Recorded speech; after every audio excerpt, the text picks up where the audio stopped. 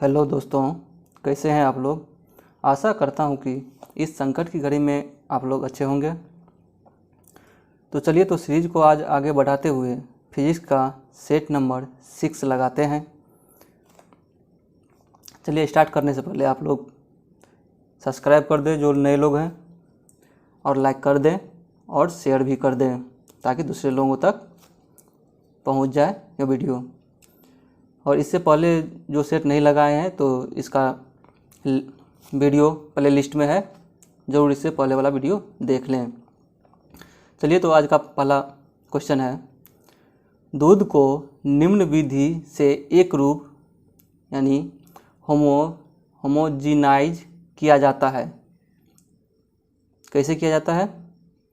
इसकी वसा हटा दी जाती है, इसमें थोड़ा सोडियम कार्बोनेट मिला दिया जाता है, इसके वसा कणों को सेंट्रीफ्यूज की सहायता से सूक्ष्म आकार में बदला जाता है, इसको केवल उबाला जाता है। तो दूध को निम्न विधि से एक रूप होमोजिनाइज किया जाता है। कैसे किया जाता है? तो इसका सही उत्तर हो जाएगा ऑप्शन नंबर सी, इसके वसा कणों को सेंट्रीफ्यूज की सहायता से सूक्ष्म आकार में बदला जाता है। तो ऑप्शन नंबर सी इसका सही उत्तर हो जाएगा। अगला क्वेश्चन है, भौतिकी की किस शाखा में अति सूक्ष्म कणों की चाल का अध्ययन किया जाता है? तो किसका अध्ययन? अति सूक्ष्म कणों की चाल का अध्ययन किया जाता है। तो किस में किया जाता है? तो क्वांटम मैकेनिक्स। तो इसका सही उत्तर क्या हो जाएगा? ऑप्शन नंबर सी, अति सूक्ष्म कणों की चाल का अध्ययन किस में किया जाता है? तो क्वांटम मैकेनिक्स में। ऑप्शन नंबर सी इसका सही उत्तर हो जाएगा। चलिए नेक्स्ट क्वेश्चन देखते हैं, ऑटोमोबाइल्स के हाइड्रोलिक ब्रेक के कार्य करने का सिद्धांत है। कहता है ऑटोमोबाइल्स के जो हाइड्रोलिक ब्रेक के कार्य करने का सिद्धांत क्या है? तो क्या हो जाएगा इसका सही उत्तर? पास्कल का नियम। ऑप्शन नंबर डी इसका सही उत्तर हो जाएगा। पास्कल का नियम क्या कहलाता है? हाइड्रोलिक ब्रेक का कार्य करने का सिद्धांत पास्कल का नियम कहलाता है। चलिए अगला क्वेश्चन चलते हैं,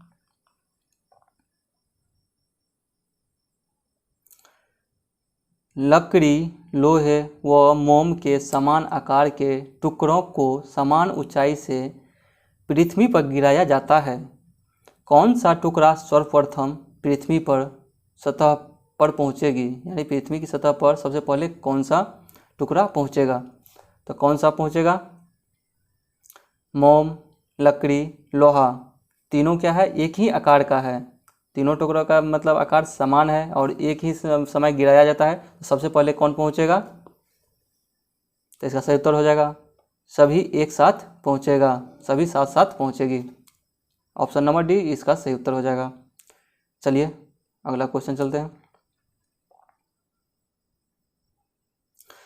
अगर किसी वस्तु को 8 किलोमीटर प्रति सेकंड के वेग से अंतरिक्ष में फेंका जाए तो क्या होगा? क्या कह रहा है? अगर किसी वस्तु को 8 किलोमीटर प्रति सेकंड की वेग से अंतरिक्ष में फेंका जाए तो क्या होगा?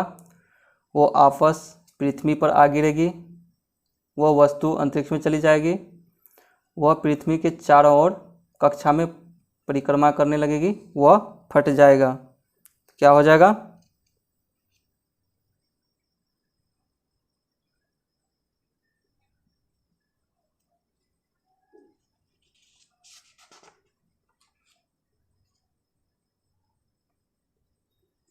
क्या हो जाएगा इसका सही उत्तर? 8 किलोमीटर प्रति सेकंड से अगर कोई वस्तु को फेंकते हैं अंतरिक्ष में तो वो क्या हो जाएगा? वह पृथ्वी के चारों ओर कक्षा में परिक्रमा करने लगेगी। बाहर क्यों नहीं जाएगा? अंतरिक्ष में क्यों नहीं जाएगा? क्योंकि पृथ्वी का पलायन वेग से कम है। अगर यदि पृथ्वी के पलायन वेग से अगर अधिक गति से अगर कोई वस्तु को फेंकेंगे तो वो अंतरिक्ष में चला जाएगा, लेकिन पृथ्वी का पलायन वेग कितना है? 11.2 किलोमीटर प्रति सेकेंड, और इसका कितना दिया है? 8 किलोमीटर प्रति सेकेंड। तो पृथ्वी के प्लेन वेग से कम है। तो इसका सही उत्तर क्या हो जाएगा? Option number C. चलिए अगला क्वेश्चन देखते हैं। चलिए वही क्वेश्चन आ गया।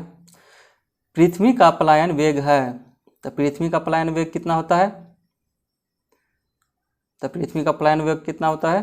तो 11.2 किलोमीटर प्रति सेकेंड। तो ऑप्शन नंबर डी इसका सही उत्तर हो जाएगा।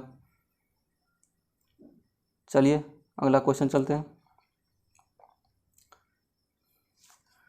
समान गति से चलते हुए हवाई जहाज से एक पत्थर गिराया जाता है, पायलट द्वारा देखा गया पत्थर का पथ होगा, क्या होगा? सीधी रेखा, परवलय, अति परवलय, वृत्त का चाप। तो क्या हो जाएगा इसका सही उत्तर? यदि समान गति से चलते हुए हवाई जहाज से एक पत्थर गिराया जाता है, पायलट द्वारा देखा गया पत्थर का पथ क्या होगा? तो क्या होगा इसका सही उत्तर? ऑप्शन नंबर ए, सीधी रेखा होगा। चलिए अगला क्वेश्चन चलते हैं। एक अंतरिक्ष यान जो चक्कर लगा रहा है उसमें एक सेब छोड़ा जाता है, तो एक अंतरिक्ष यान चक्कर लगा रहा है उसमें एक सेब छोड़ा जाता है तो क्या होगा? वह कम गति से गतिमान करेगा, अंतरिक्ष यान के साथ साथ उसी गति से गतिमान होगा, पृथ्वी पर आ गिरेगा, इसमें से कोई नहीं होगा। क्या हो जाएगा इसका सही उत्तर? यदि अंतरिक्ष यान चक्कर लगा रहा है और उसमें एक सेब छोड़ा जाता है तो क्या होगा? तो इसका सही उत्तर हो जाएगा अंतरिक्ष यान के साथ साथ उसी गति से गतिमान होगा। तो ऑप्शन नंबर बी इसका सही उत्तर हो जाएगा। चलिए अगला क्वेश्चन चलते हैं। जब एक चलती हुई वस्तु का वेग दोगुना हो जाता है तो उसकी गतिज ऊर्जा होगी, क्या कह रहा है क्वेश्चन? जब एक चलती हुई वस्तु का वेग दोगुना हो जाता है तो उसकी गतिज ऊर्जा होगी, क्या होगी? 4 गुनी, 2 गुनी, 1/4 अपरिवर्तित। तो क्या हो जाएगी? 4 गुनी हो जाएगी। उसकी गतिज ऊर्जा क्या होगी? 4 गुनी। ऑप्शन नंबर ए इसका सही उत्तर हो जाएगा। चलिए अगला क्वेश्चन चलते हैं। भूपृष्ठ पर गुरुत्वीय त्वरण अधिकतम होता है और यह वैसे वैसे क्या होगा? घटता है जैसे जैसे हम ऊपर जाते हैं या नीचे आते हैं, वैसे वैसे बढ़ता है जैसे जैसे हम ऊपर जाते हैं, बढ़ता है जैसे जैसे हम नीचे जाते हैं, न बढ़ता है न घटता है जैसे जैसे हम ऊपर जाते हैं या नीचे आते हैं। तो इसका सही उत्तर क्या हो जाएगा? भूपृष्ठ पर गुरुत्वीय त्वरण अधिकतम होता है और यह वैसे वैसे घटता है जैसे जैसे हम ऊपर जाते हैं या नीचे जाते हैं। तो इसका सही उत्तर क्या हो जाएगा? Option number A. या तो आप ऊपर जाइए तब अधिकतम होगा और नीचे भी जाइएगा तो भी अधिकतम होगा। चलिए अगला क्वेश्चन देखते हैं। कुछ नहीं में से कुछ का सर्जन किस नियम के विरुद्ध है? कुछ नहीं में से कुछ का सर्जन किस नियम के विरुद्ध है? क्या हो जाएगा सही उत्तर इसका?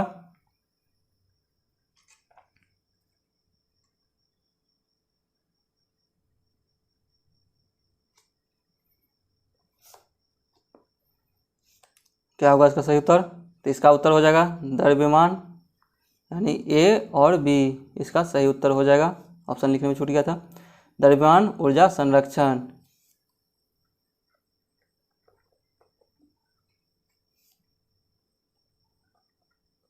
ऊर्जा संरक्षण, ए और बी दोनों हो जाएगा। चलिए अगला क्वेश्चन चलते हैं। जैसे ही एक स्थिर बस चलना प्रारंभ करती है उसमें बैठे हुए यात्री पीछे की ओर झटका खाते हैं, इसका स्पष्टीकरण किस रूप में दिया जाता है? आप लोग देखे होंगे कहीं अगर ट्रेन से सफ़र करते होंगे तो अचानक अगर चलना प्रारंभ करता है बस या कुछ भी बैठे हुए तो क्या होता है? पीछे की ओर झटका खाते हैं। तो इसका सही उत्तर क्या हो जाएगा? किस नियम के चलते होता है ये? तो ये होता है न्यूटन के प्रथम गति का नियम। तो क्या हो जाएगा इसका सही उत्तर? Option number A. चलिए अगला क्वेश्चन चलते हैं।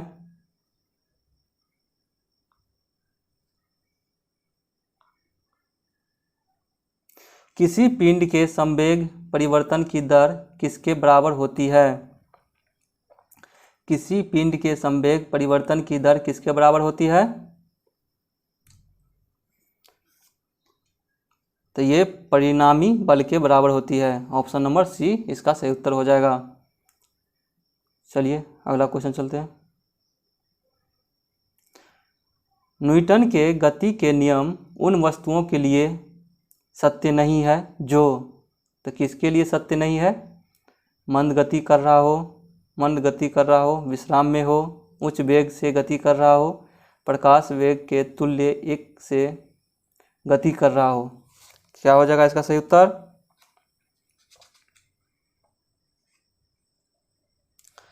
तो इसका सही उत्तर हो जाएगा ऑप्शन नंबर डी, प्रकाश के वेग के तुल्य एक से गति कर रहा हो। चलिए अगला क्वेश्चन चलते हैं। निम्नलिखित भौतिक राशियों में से कौन सी एक किसी दिए गए तापमान पर सभी गैसों के अणुओं के लिए समान होती है? क्या है क्वेश्चन? निम्नलिखित भौतिक राशियों में से कौन सी एक किसी दिए गए तापमान पर सभी गैसों के अणुओं के लिए समान होती है? तो क्या हो जाएगा? सभी गैसों अणुओं के लिए समान होती है। तो इसका सही उत्तर क्या जाएगा? गतिज ऊर्जा। जो गतिज ऊर्जा है वह सभी गैसों अणुओं के लिए समान होती है किसी दिए गए तापमान पर। चलिए अगला क्वेश्चन देखते हैं। कोई वस्तु केवल गुरुत्व क्रिया के अधीन निर्वात में मुक्त रूप से गिर रही है। निम्नलिखित में से कौन सा एक गिरने के दौरान स्थिर बना रहता है? कोई वस्तु केवल गुरुत्व क्रिया के अधीन निर्वात में मुक्त रूप से गिर रही है, तो निम्नलिखित में से कौन सा एक गिरने के दौरान स्थिर बना रहता है? तो कौन सा स्थिर बना रहता है? तो इसका सही उत्तर क्या आ जाएगा? ऑप्शन नंबर डी, कुल यांत्रिक ऊर्जा। गिरने के दौरान कौन स्थिर बना रहता है? तो कुल यांत्रिक ऊर्जा। चलिए अगला क्वेश्चन चलते हैं। भोथरे चाकू से चीज़ों को काटना मुश्किल है क्योंकि कोई भोथरा चाकू है जिसमें धार नहीं है, तो क्यों मुश्किल है कोई चीज़ को काटना? ऑप्शन देख लीजिए। किसी दिए गए बल के लिए चाकू द्वारा लगाए गए दाब को चाकू की तेज धार कम कर देती है। अगला क्या है?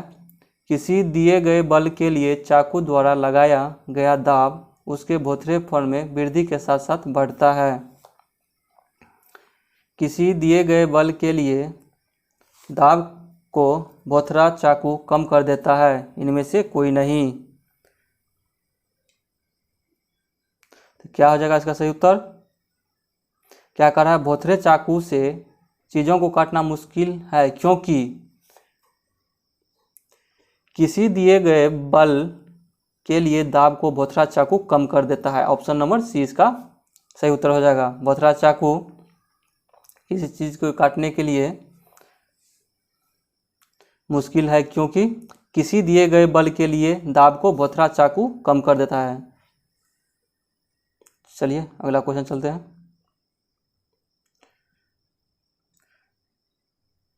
चंद्रमा पर वायुमंडल का अभाव किस कारण से है? चंद्रमा पर वायुमंडल नहीं होने का क्या कारण है? क्या कारण है?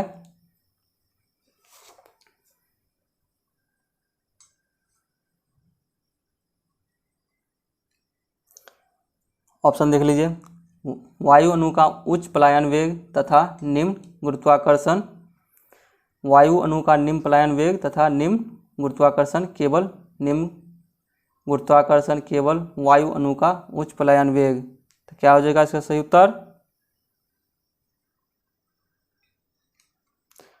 तो इसका सही उत्तर हो जाएगा ऑप्शन नंबर बी, वायु अणु का निम्न पलायन वेग तथा निम्न गुरुत्वाकर्षण, यानी पलायन वेग भी कम और निम्न गुरुत्वाकर्षण भी कम है, जिसके कारण चंद्रमा पर वायुमंडल का अभाव होता है। तो ऑप्शन नंबर बी इसका सही उत्तर हो जाएगा। चलिए अगला क्वेश्चन चलते हैं।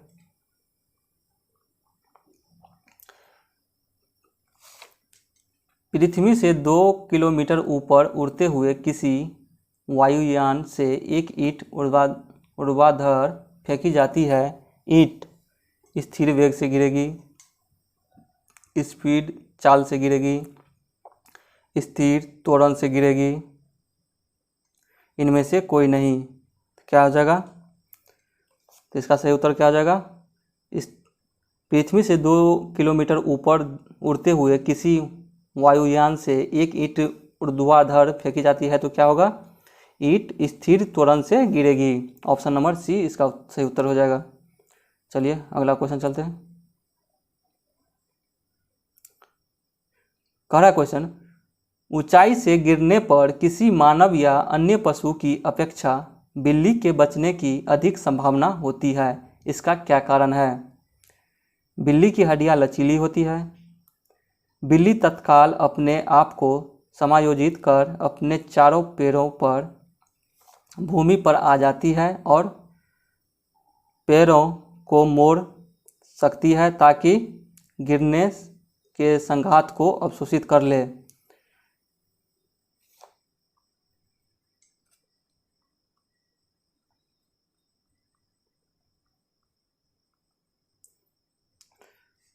और सी नंबर में क्या है? बिल्ली की त्वचा मोटी और लचीली होती है।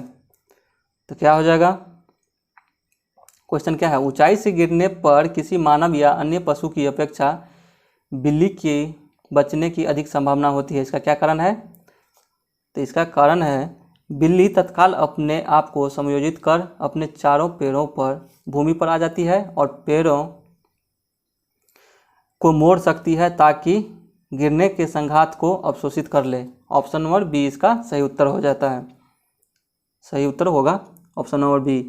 क्या कहता है कि किसी ऊंचाई से यदि मानव या पशु गिरते हैं तो उससे कम संभावना होती है बिल्ली को आघात पहुंचने का। इसका क्या कारण है?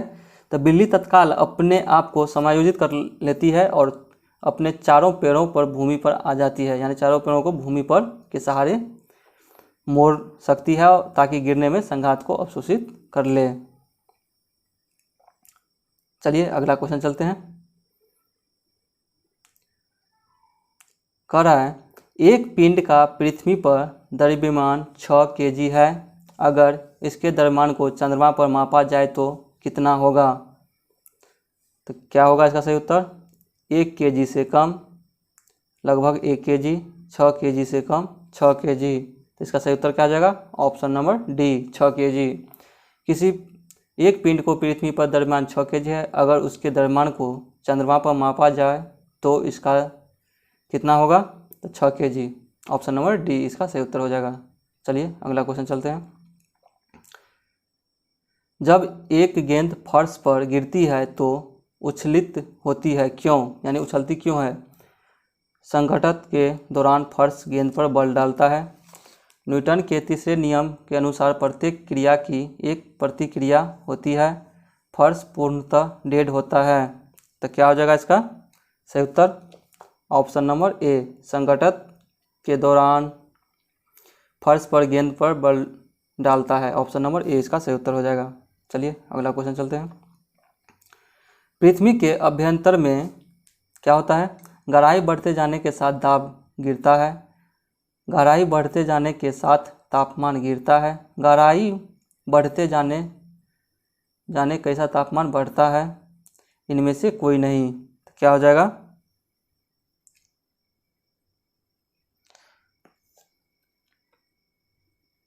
तो गहराई बढ़ते जाने के साथ, यहाँ क्या हो जाएगा? के साथ तापमान बढ़ता है। ऑप्शन नंबर सी, यानी पृथ्वी के जो अंदर जाने पर क्या होता है? तापमान बढ़ता है। गहराई जो बढ़ती जाएगी तापमान बढ़ते जाएगा। तो इसका सही उत्तर क्या जाएगा? Option number C. चलिए अगला क्वेश्चन देखते हैं। वर्षा की बूंदें डैश के कारण गोलाकार होती है। किसके कारण गोलाकार होती है? वायु घर्षण, पृष्ठ तनाव, आणविक आकर्षण, पानी की क्षमता। तो क्या हो जाएगा इसका सही उत्तर? ऑप्शन नंबर बी, पृष्ठ तनाव। चलिए अगला क्वेश्चन चलते हैं। निम्नलिखित में से किस एक के लिए केशिकत्व एकमात्र कारण नहीं है? तो कौन सा कारण नहीं है? भूमिगत जल का ऊपर चढ़ना केशिकत्व का कारण, स्याही का सूखना केशिकत्व का कारण, सूखे कपड़े पर जल की बूंद का फैलना केशिकत्व का कारण, और पौधे की जड़ों से जल का इसके पर्ण समूह की ओर बढ़ना। तो ये सही नहीं है। तो ऑप्शन नंबर डी इसका सही उत्तर हो जाएगा। चलिए आज का लास्ट क्वेश्चन है, देखते हैं। वर्षा की बूंद की गोल आकृति का कारण क्या है? क्या है इसका गोल आकृति का कारण? पृष्ठ तनाव, द्रव का घनत्व, वायुमंडलीय दाब, गुरुत्वाकर्षण। तो क्या पृष्ठ तनाव के कारण वर्षा की बूंद गोल होती है। तो ऑप्शन ए इसका सही उत्तर हो जाएगा। आशा करता हूँ कि ये सभी क्वेश्चन आप लोगों को अच्छा लगा होगा। अच्छा लगा हो तो आप लोग एक सब्सक्राइब जरूर कर दें, जो लोग सब्सक्राइब नहीं किए हैं। यदि इससे पिछले का अगर वीडियो नहीं देखे हैं तो प्ले लिस्ट में वीडियो है, जाकर जरूर देख लें। सब्सक्राइब कर दें, लाइक कर दें और अपने दोस्तों को शेयर कर दें। Thank you for watching this video. घर में रहें, सुरक्षित रहें। अभी का मौसम इतना स्थिति खराब है, थोड़ा सा भी परहेज हटा तो दुर्घटना हो सकता है, इसलिए घर में रहिए, सेफ रहिए। Thank you.